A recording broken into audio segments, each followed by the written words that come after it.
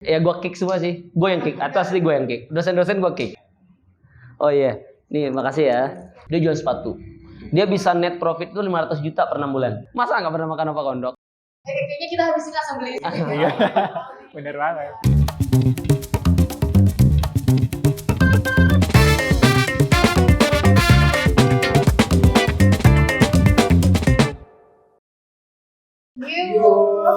Kali ini kita kedatangan narasumber yaitu owner dari restoran dan pasti kalian tuh familiar banget deh. Apalagi kalau bukan Warnos. Nah, sekarang kita bakal tanya-tanya nih tentang perjalanan Warnos itu sendiri. Nah, sebelumnya gue mau tanya dulu nih, ini gue lebih enak tuh manggilnya Bang, Kak, atau gimana nih? Bang boleh, Kak boleh, Koko juga boleh. Oke. Apa aja? Kita manggilnya apa nih, Wei? Kita manggilnya Bang. Bang Oh, aja ya, boleh. biar Bang lebih Warnos friendly sih. nggak sih? Benar. Berarti nih Bang, gue mau nanya nih Bang.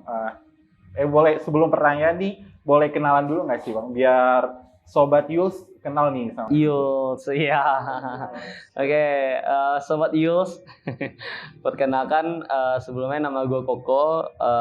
Gue alumni Teknik Industri Gunadarma 2014. Kesibukannya saat ini ya di Warnos saja. Kebetulan kita baru buka ini yang di Cibubur.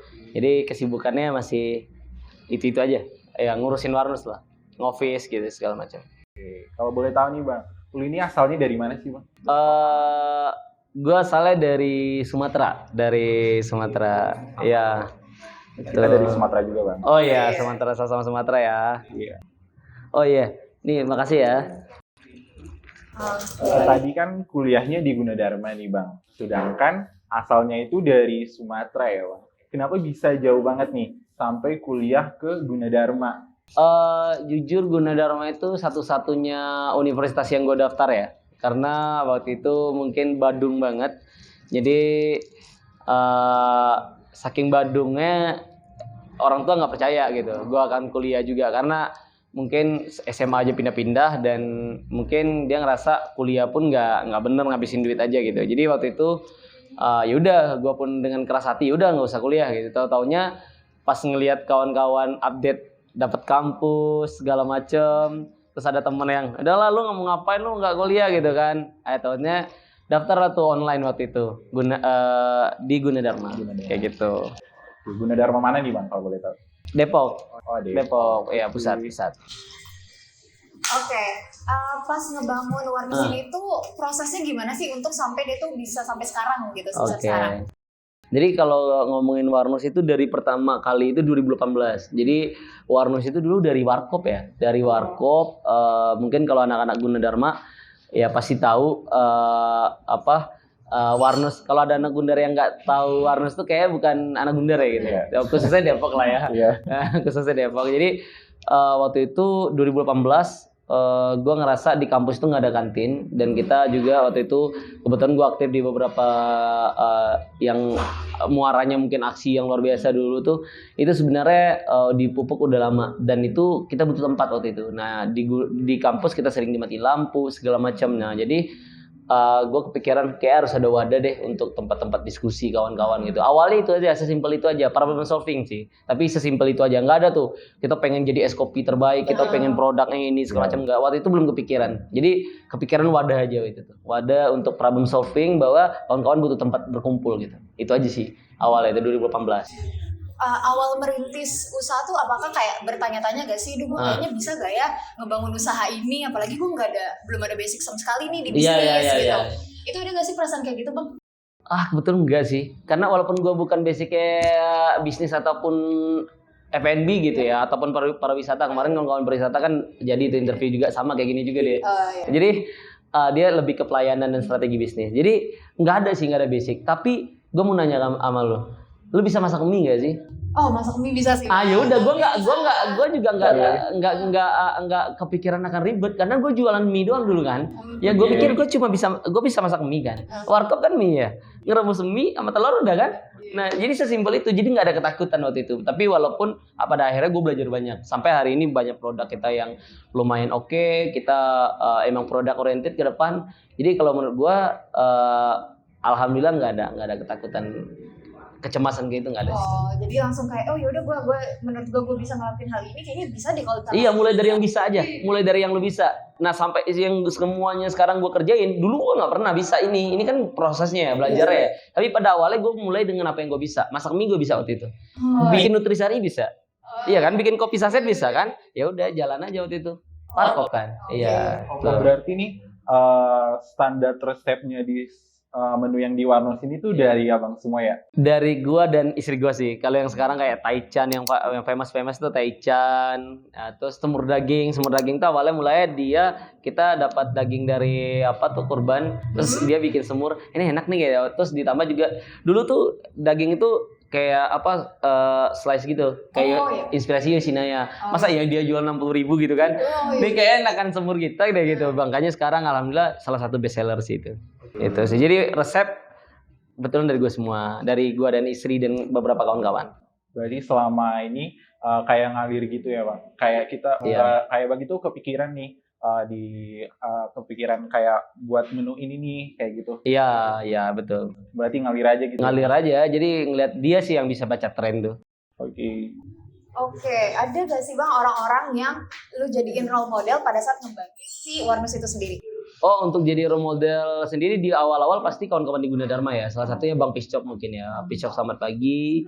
Terus gue banyak belajar dari dia manajemen waktu, manajemen keuangan, terus berlanjut kalau sekarang banyak banget sih. Kalau banyak kayak Rek Marindo salah satunya abnormal, di gimana dia ngerintis abnormal, strategi bisnisnya dan itu semua sih, itu sih.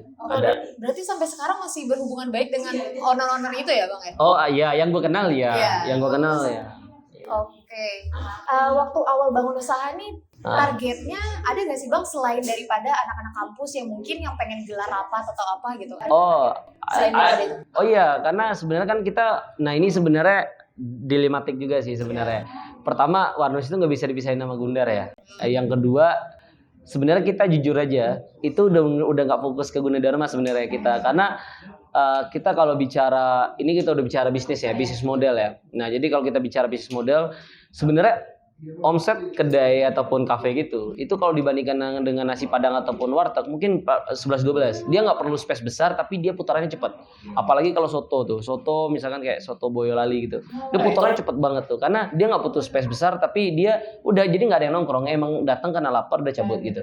Jadi kalau ngomongin pasar, baliknya kita analisa juga. Kalau mahasiswa itu biasanya kawan-kawan itu ya ngopi aja kan. Nah tapi kalau keluarga itu gini deh, Pak, anaknya nunjuk, Pak mau sosis, Pak mau ini, semuanya disikat kan. Nah jadi pun gue ngerasa semenjak gue udah berkeluarga, gue makan udah nggak mikir gitu. Beda gue sama gue yang ngekos dulu ngekos gue cari yang 10.000-an kan, cari yang 10.000-an, cari yang murah gitu.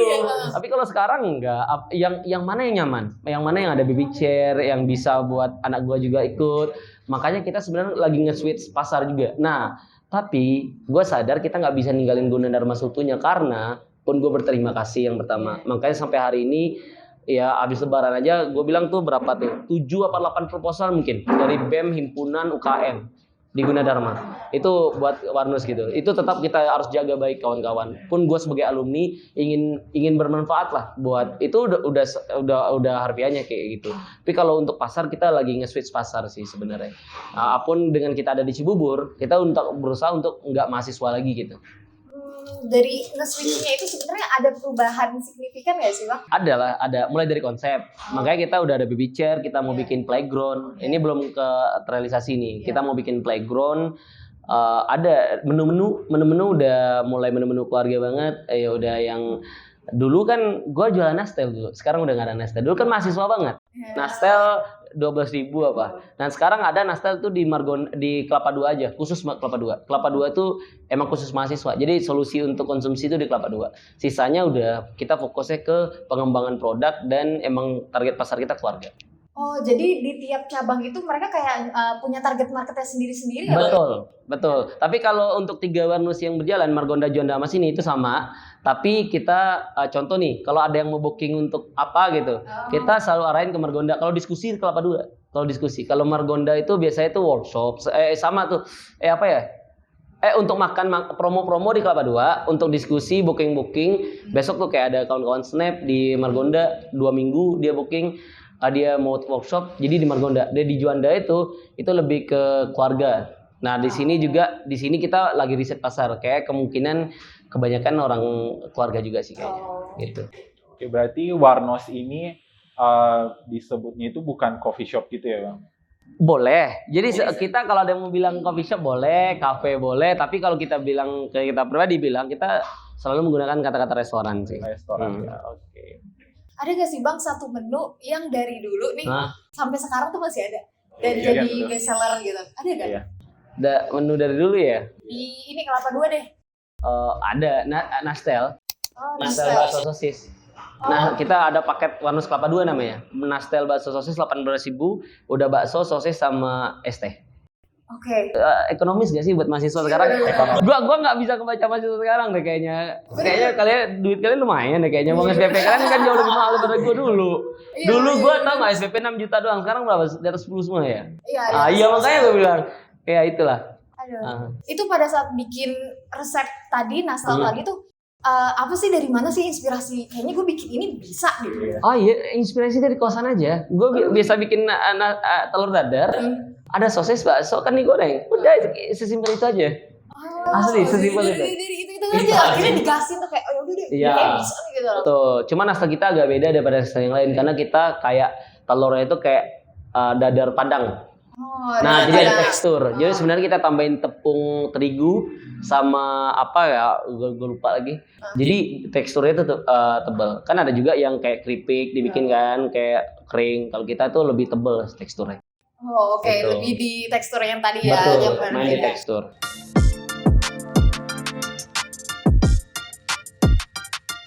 Oke, apa sih Bang alasan lo nih pilih nama Warnos jadi nama usaha lo, dan apa ada konsep itu tersendiri gak sih untuk namanya? Kalau untuk Warno sendiri itu sebenarnya pada awalnya itu maksudnya itu warkop. Jadi anak-anak tapi anak-anak bilangnya warung. Jadi kita namanya Warung Nusantara. Nah, warung itu sebenarnya istilah yang paling populis di Indonesia sih sebenarnya. Dan kalau pengertian di KPBI pun sebenarnya warung itu toko, kios, ruko ataupun restoran. Ada restoran yang istilah itu terkenal di Indonesia. Jadi kalau kita bicara warung, jadi kita berusaha untuk, jadi inspirasinya kayak McD juga sih. McD itu kan ketika di film, ada tuh film dokumenter di The Founder, kalau kawan-kawan pernah nonton, pada akhirnya kan McD itu sebenarnya Mac sama Dick kan, adik kakak, terus diambil sama Roy Kroc. Nah pas di pengadilan, pas dia kalah, dia nanya, kenapa nggak speed systemnya lu ambil? Padahal kan kita udah kasih SOP semua ke lu, kenapa harus McD-nya yang diambil? Roy Kroc bilang gini, gue tuh sebenarnya bisa bikin sistem lu itu. Yang paling gue seneng itu nama lu itu Amerika banget. Nah balik lagi ke Indonesia. Indonesia tuh yang paling populis itu menurut saya ya itu warung. Warung itu paling populis. Jadi kita coba cari nama yang paling relate lah sama warga Indonesia. Pun kalau tujuan kita se Indonesia kan orang udah pasti ngerti lah kalau warung Nusantara itu. Jadi gampang dipahami. Nah kalau untuk Nusantaranya sendiri udah pasti domain kita ya ataupun asal kita dari Indonesia gitu. Yang sekarang, yang dulu ya Nusantara. Oke. Gitu. Kalau untuk tempatnya sendiri itu ada desainnya ini nggak sih Bang di setiap cabangnya gitu? Oh iya, jadi sebenarnya kalau kita itu pengennya tuh desain kita tuh kalau kawan-kawan perhatikan itu kita pengennya kayak masjid. Nah itu sama tuh. Jadi kalau McD itu dulu ya dia inspirasinya itu pengadilan dan gereja. Sebenarnya tuh gue pengen juga cari apa sih bangunan yang paling relate sama warga Indonesia? Apa coba? Masjid kan? Yeah. Masjid rumah ibadah kan?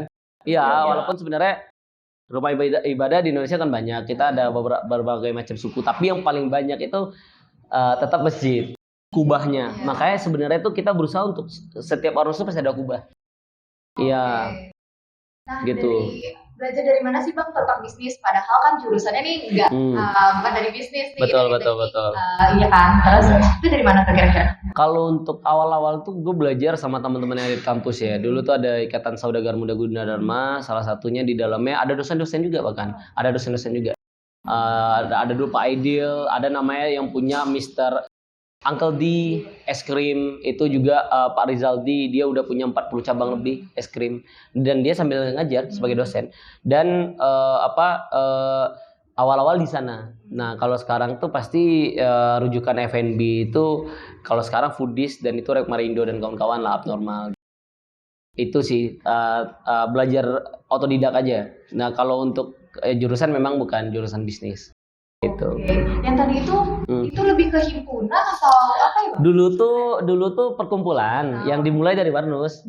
Ya kita ngobrol-ngobrol kayak bikin sesuatu lah. Jadi waktu itu kepikiran salah satunya itu di Gunadarma itu kenapa sih kurang minim banget pebisnis gitu. Kita coba deh Gunadarma tuh kalau menurut saya ya itu tuh dipersiapkan untuk jadi pekerja semua. Kalau menurut saya mulai dari kelas kompetitifnya makanya saya nggak begitu ngelas dulu. Pada akhirnya semester 5, 6, 7 itu saya udah jarang banget di kelas. Jadi itu sih. Jadi saya ngerasa ini perlu adanya porsi juga untuk kawan pebisnis agar membuka lapangan kerja buat orang lain gitu. Kalau di Gunadarma itu kita pasti minim lah dengan hal itu. Banyak kedai-kedai di situ dulu kalau mau rame itu harus rekrut KBM, ketua BEM itu untuk jadi head bar kayak manajer kayak supaya ngeramein. Nah, itu jadi dimanfaatin aja kita sama ini. Marketing. Nah, jadi kalau ada yang marah, Warnus, nah gue bermanfaat. Iya kan kita kasih tempat, kita coba deh ada komunitas ataupun himpunan yang kita kecas spesial pun di Warnus, bahkan kadang kita nggak ngasih minimal order. Baru kemarin tuh ada yang bilang dia pakai tempat, udahlah nggak apa-apa lah jajan, yang nggak apa-apa kawan-kawan. Nah jadi dan menurut gua nggak semuanya kayak gitu kedai, apalagi karena mereka pengen rame kan, pengen duit. Kalau gua kan pengen dedikasi aja. Itu jadi kekesalan itulah membuat kita berkumpul waktu itu. Nah tapi ya balik lagi ada konflik internal lah. Ada politik-politik lah, lucu. Nah, rencana organisasi ini ada 2 kemarin, mau diinternalin, dijadiin UKM, itu udah ketemu Pak Irwan waktu itu, mau dijadiin dibawa di 3BK, itu yang pertama. Yang kedua kita mau bikin HIPMI, Himpunan Pengusaha Muda Indonesia, itu PT Gundar, perguruan tinggi. Nah, oke, udah deal kita mau ke Depok, totonya dipolitisasi, didaftarin ke HIPMI PT Jaya Jakarta. Itulah. Nah, itu jadi bubar. Ya gue kick semua sih. Gue yang kick. Atau asli gue yang kick. Dosen-dosen gue kick. Sumpah, itu waktu itu ada 20 orang lebih lah. Udah toksik lah gue ngerasain. Nah, itu. Udah nggak sesuai sama tujuan awal lagi. Udah nggak sesuai tujuan awal. Oh, berarti di himpunan pada saat itu apakah cuma F&B doang atau yang jasa? Oh, enggak, ada Rio namanya, sneaker sampai jalan sampai sekarang. Rio itu pernah waktu itu salah satu yang paling gokil tuh Rio ya, yang di luar F&B ya. Dia jual sepatu. Dia bisa net profit itu 500 juta per 6 bulan, per setengah tahun. Udah bukan omset ya, untung itu. Nah, itu untuk mahasiswa yang di bawah gua setahun, wah gila, gokil dia. Itu banyak. Itu Lufti itu, abangnya, dia bantuin abangnya Opa Kondok kalau kawan-kawan tahu. Opa Kondok. Di Bekasi ada nggak sih? Opa Kondok nggak pernah ada kan? Masa nggak pernah makan Opa Kondok? Kayaknya kita habisin langsung beli. Bener banget. Ya, itu salah satunya. Banyak lagi sih, banyak lagi. Gimana nih ke depannya Bang, ada gak sih kayak rencana-rencana untuk di Warnus itu sendiri? Rencana untuk apa nih? Untuk pengembangan acara menu baru atau apa? Menu baru sih Bang, lebih ke menu barunya. Oh, menu baru. Kalau menu baru kita lagi launching beberapa produk ke depan. Salah satunya mungkin miso, itu makanan orang Sumatera banget. Iya, Bang. Miso di sini nggak ada miso kan? Nggak ada, susah carinya. Gua suka miso tuh, Bang. Nah, itu kita mau bikin miso, terus ada ayam tepung sambal matah. Itu kalau untuk menu. Kalau untuk Warnusnya sendiri, insya Allah kita mau expand lagi. Yang kelima paling Jakarta juga. Tetap. Tapi belum ke Bekasi, nantilah ke Bekasi. Iya boleh nih Bang, nanti kan biasanya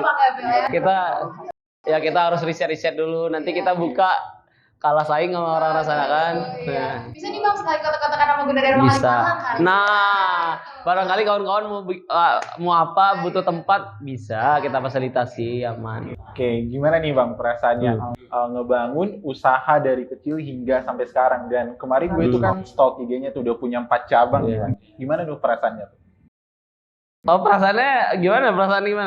Sebenarnya biasa aja sih, dan belum ada apa-apanya. Nah, gue jujur, gue ngerasa belum ada apa-apanya.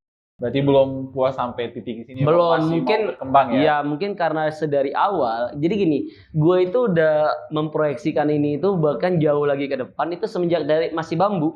Masih bambu. Ketika gue suruh temen gue tuh keluar dari kerjaannya dulu di Jambi, terus gue bawa ke sini, itu masih warkop. Masih 2 karyawannya, dia sama gue. Dan gue udah ngomongin cabang banyak, itu masih bambu. Masih nggak ada apa-apanya. Tapi gue udah memproyeksikan itu. Jadi kalau alhamdulillah, bukan berarti nggak bersyukur ya, bersyukur sampai di tahap ini. Tapi kalau perasaannya biasa aja, kita tetap harus kerja keras. Ke depan tujuannya masih panjang. Gitu. Itu sih. Berapa sering nih Bang, Abang itu melakukan trial error untuk mencapai hasil yang memuaskan? Berapa sering? Sering banget. Warmus itu yang jalan 4, yang tutup udah 4 juga. Tapi sebenarnya yang tutup itu gue waktu itu maksain banget buat Grab and Go. Gue ingat banget tuh yang terakhir itu Grab and Go itu, jadi segini doang waktu itu buka di Pocin. Nah kayaknya waktu itu kalau nggak corona gue berhasil deh Grab and Go. Jadi waktu itu gue terpesona lah ataupun ngelihat kenangan janji jiwa, kok gampang banget ya karyawan cuma 2-3 tapi kok omsetnya bagus gitu. Nah tapi waktu itu gue buka di Pinang, itu nggak begitu bagus. Terus di Pocin, nah Pocin itu kita buka tanggal 25 Februari, tanggal 2 Maret kan corona pertama ya. Nah itu cuma seminggu doang kita buka, padahal seminggu pertama tuh penjualannya bagus karena kan sektor yang ditutup pertama tuh kayak kereta ya waktu itu ya. Itu salah satunya, jadi kacau. Nah jadi udah tutup 4 sebenarnya. Jadi lumayan sering trial error. Oh berarti waktu Warnos ini tutup waktu masa COVID itu ya Bang? Iya, di COVID kita pernah tutup 4 bulan. 4 bulan ya. Nah yang sisa satu-satunya Warnos Kelapa 2. Yang sampai hari ini yang 5 tahun itu Warnos Kelapa 2. Sampai hari ini. Yang lainnya gue tutup karena emang kecil-kecil dan kayaknya bukan Warnos banget deh. Warnos itu kan tempat diskusi, tempat nongkrong, tempat lo ngasilin sesuatu, meeting, rapat. Nah sedangkan gue pengen bikin di Pocin yang cepat gitu. Bukan Warnos gitu. Itu. Bang itu ada ngelibatin komunitas-komunitas daerah gitu nggak sih buat Warnos ini? Oh iya itu pasti karena core Warnos itu salah satunya itu community kolaborasi. Jadi kalau kita bicara komunitas itu pasti itu kayaknya hampir semua BEM itu pernah berkolaborasi sama kita deh kalau untuk di Gundar. Nah kalau sekarang kita kawan-kawan Vindes kemarin, Vindes itu ternyata ada ininya juga ada komunitasnya juga gitu. Dia banyak sih, stand up Indo, Depok gitu.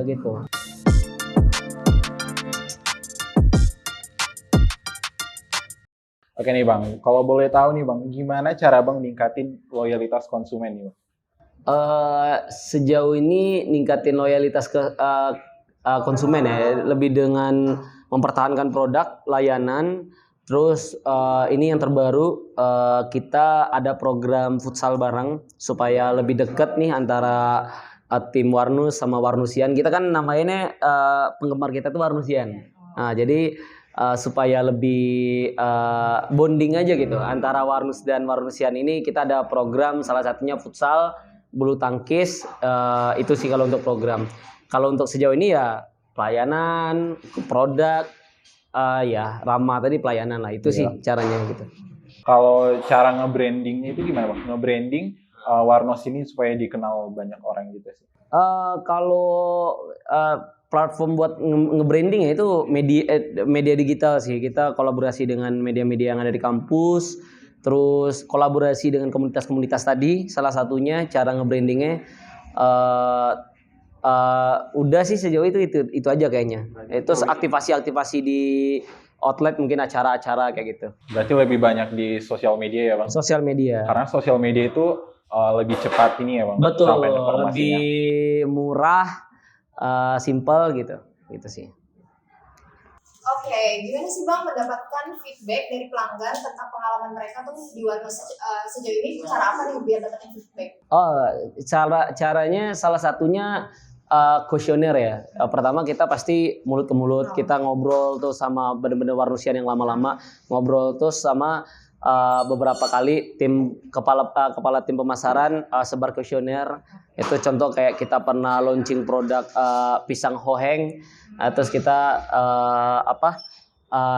barengin dengan kuesioner gitu. Boleh ngasih tips nggak nih Bang buat Sobat Yuls nih? Kalau ada Sobat Yuls nih yang mau kayak Bang nih buat bisnis di bidang F&B nih. tipsnya apa aja tuh? Oh iya, kalau untuk tips mungkin kawan-kawan lebih aware dengan F&B ya. Banyak orang yang terjebak di F&B, gagal di F&B, bukan berarti nggak sukses. Orang ibu-ibu jualan nasi uduk aja yang ada yang bertahan 15-20 tahun. Benar. Tapi kalau kita bicara bisnis ya variabel itu banyak di F&B. F&B itu punya variabel di ingredients bahan baku, SDM, terus faktor-faktor lainnya.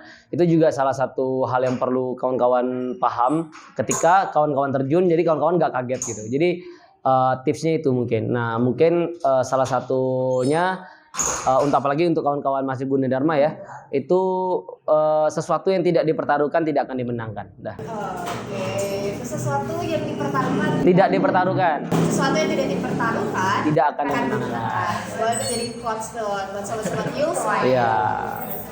Ada planning apa nih bang buat kedepannya nih? Ada planning gak sih buat kedepannya? Warnos Oh. ini gimana? Ada. Kita mungkin mau expand lagi sih. Kita mau buka cabang lagi dan lagi.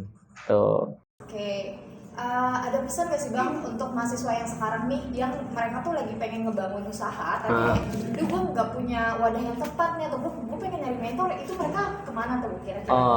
Mungkin mentor terdekat hari ini ya lewat digital kali ya, lewat YouTube. Karena di Gunadarma tuh belum ada komunitasnya. Ada Himi PT Gundar tuh kayak nggak aktif deh gitu. Jadi kalau dulu, nah beruntungnya gue bikin tuh komunitasnya, gue bikin tuh kelompoknya, gue bikin tuh tempat gue belajar. Jadi kalau sekarang kayak susah ya. Mungkin bisa mulai dengan kawan-kawan. Tapi gue yakin banyak banget tuh yang usaha di Gunadarma tuh. Cuma nggak tersaring dengan baik aja. Gitu. Jadi mungkin kawan-kawan coba tanya kawan-kawan yang udah mau mulai bisnis ya belajar bareng. Nah plus kawan-kawan mungkin bisa lewat digital belajarnya terus diskusi kayak gitu. Terus sih tipsnya sih. Buat mereka nih bang, buat sobat mahasiswa mungkin yang kayak duh gue belum tahu nih, gue dari kemarin coba bisnis kok gagal-gagal terus. Nah itu menentukan bisnis yang tepat buat mereka kayak oke, ini bisnisnya kayaknya udah cocok nih buat gue.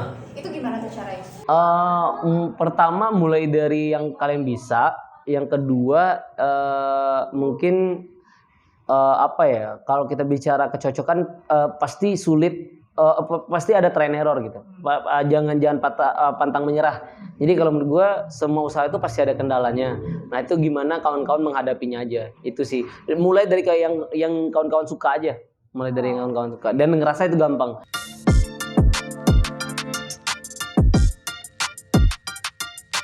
Oke nih bang, kita ada buat question box nih bang di Instagram agar sobat Yuls itu bisa nanya-nanya nih bang tentang Warnos nih. Dan pertanyaan pertama tuh ada dari followers sobat Yuls, yaitu kesulitan apa aja sih bang selama ini yang dialami oleh Warnos? Kalau kesulitan yang dialamin tuh pertama tuh pasti dari keluarga ya, tentang apalagi gue juga dulu Badung banget, jadi ibu bisa dibilang keluarga tuh hampir nggak percaya gue mau buka usaha gitu, sedangkan kuliah aja nggak bener apalagi mau buka usaha, jadi makin nggak bener kuliahnya gitu. Dan bener aja selesai di semester 11 gitu, tapi alhamdulillah selesai.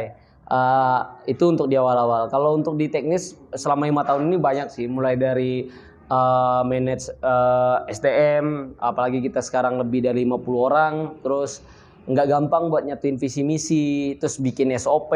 Nah kesulitannya dibikin SOP, walaupun basicnya gue industri itu sebenarnya ya bikin SOP salah satunya di pabrik, tapi ya itu cukup menantang sih, jadi kendala-kendala. Tapi alhamdulillah semua kendala itu pada akhirnya dievaluasi dan menemukan jalannya lah gitu.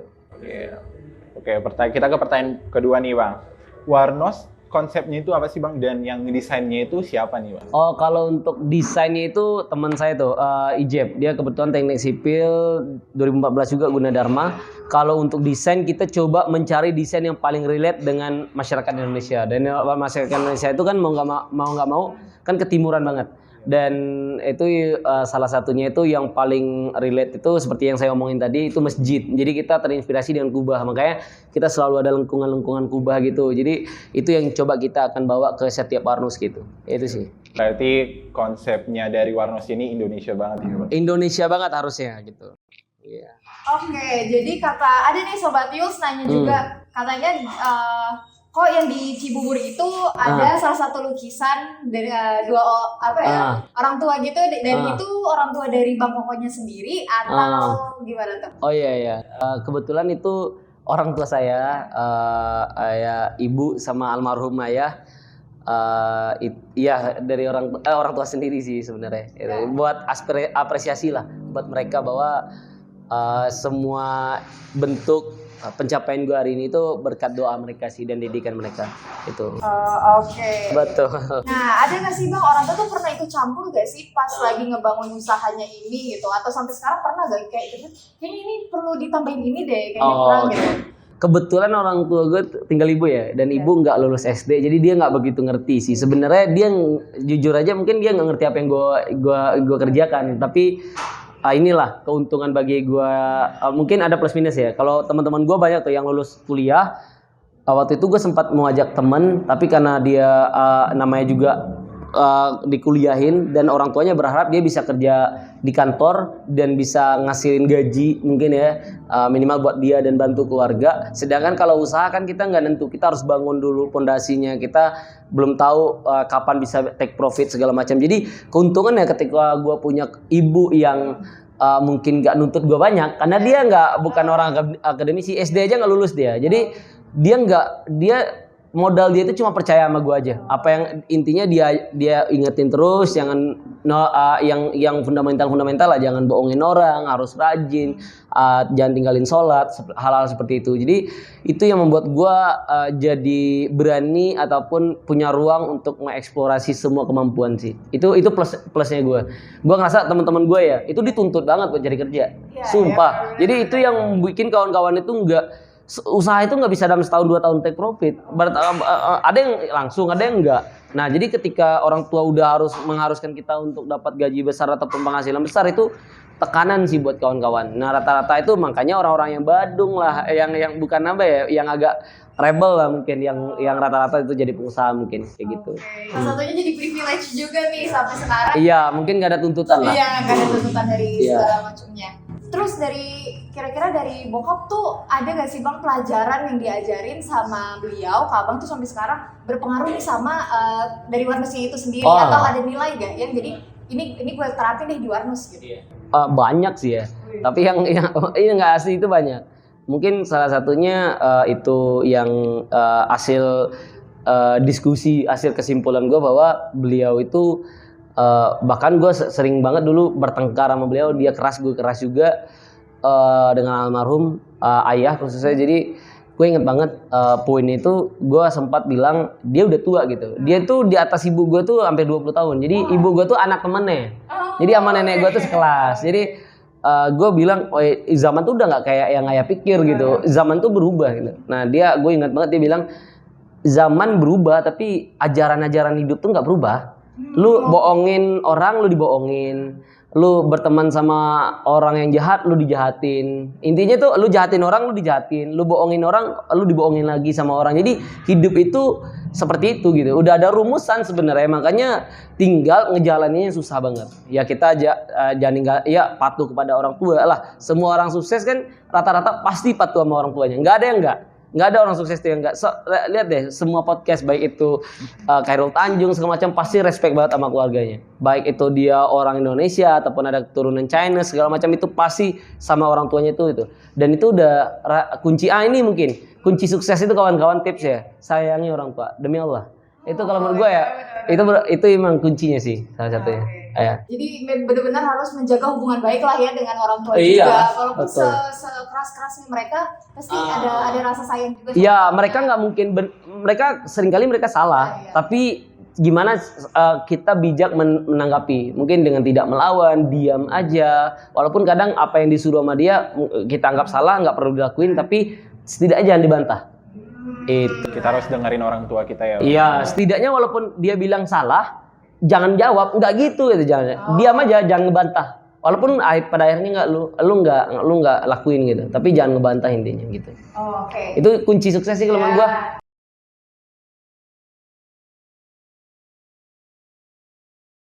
Nah itu dia tuh Sobat Jules. Jadi salah satu tipsnya adalah patuh aja deh sama orang tua gitu kan. Hormati. Oke. Untuk selanjutnya ada lagi pertanyaan terakhir nih ya Bang. Katanya Bang, gue saat ini tuh lagi kerja di suatu perusahaan dan sebenarnya ini bukan kerjaan yang gue pengen, tapi gue pengen untuk ngediriin suatu bisnis. Kira-kira mendingan gue resign atau berjalan beriringan ya? Oh iya, jadi pertama tergantung bisnisnya ya. Kalau F&B, gue ngerasa F&B itu sulit untuk diduakan ataupun dilinearkan paralel tuh sama kerjaan tuh sulit. F&B itu bisa running tapi nggak bisa scale up. Kecuali bisnis yang karena F&B itu variabel banyak. Lu telat nggak habisin stok hari ini besok busuk. Jadi banyak variabelnya. Baik itu apapun soto segala macam pasti ada expire. Jadi F&B itu sangat sulit untuk di scale up ketika lu nggak fokus di sana. Jadi tergantung bisnisnya apa. Kalau menurut gua kalau memang punya target seperti itu kumpulin dulu aja duit ketika lu udah ngerasa siap. Lihat bisnisnya kalau bisa sembari lu kerja, jalanin aja sembari lu kerja kayak online shop baju, parfum.